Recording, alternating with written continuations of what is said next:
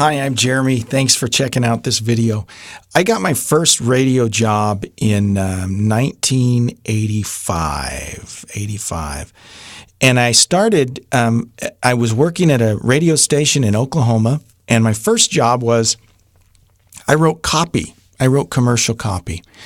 And I started out as an intern from the local college and did that for a few months and never thought that I would be on the air because I thought that I didn't have a voice for radio, right? That you had to have this DJ voice, blah, blah, blah. And I didn't have that.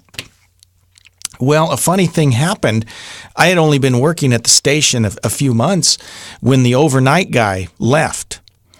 And the program director asked me if I was interested in working that overnight shift. And I was kind of surprised because I just didn't think I always thought I would be a behind the scenes guy, an engineer type or whatever. And so I said, well, I don't have much of a, he said, oh, you're fine. And so I took the job. So I started out, working in a radio station in the middle of a wheat field in Oklahoma.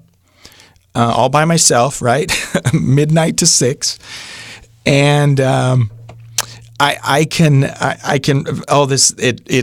feel embarrassed when I think about it. We had a little air check machine, a little cassette recorder that whenever you turned on the mic, it would start recording. So you'd get a little scoped air check tape. And my boss, Richard, was the program director. Richard, by the way, is still in radio, and he's in Alabama now, doing mornings in Alabama. Montgomery, Mobile. I don't know where he is in Alabama, but he's stayed in the business. But he said, hey, don't listen to your air check tape, every day. We'll go over it, in a week or so. So I worked that first week on the air. And finally, the end of the week came, and Richard and I went through my air check tape, and I wanted to quit. I sounded so terrible. I thought that I had energy and was being engaging, and I thought I sounded like flat, monotone. I sounded like crap. Okay, I about died. And Richard, bless him, he said, oh, you don't sound that bad. He said, you're brand new.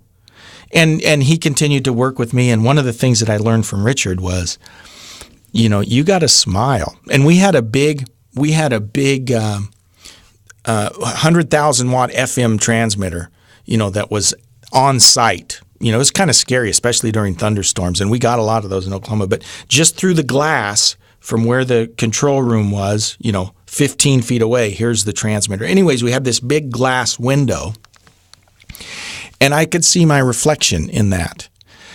And Richard said, here's what I want you to do. Every break, I want you to be looking in that glass window and making sure that you're smiling. Okay, so you're going to be smiling to and I felt really stupid. at the time, but that's what I would do. I'd look in that mirror and make sure I smile. I'm sure if someone were walking in, they would think I was nuts because here's this guy all by himself who's just smiling. But it made a huge difference.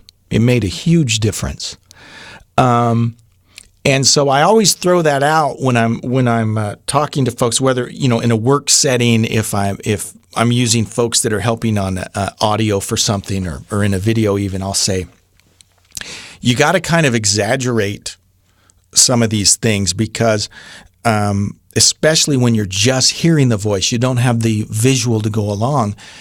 All you've got is what they're hearing. So people can hear that smile in your voice. So make sure that you are smiling a lot,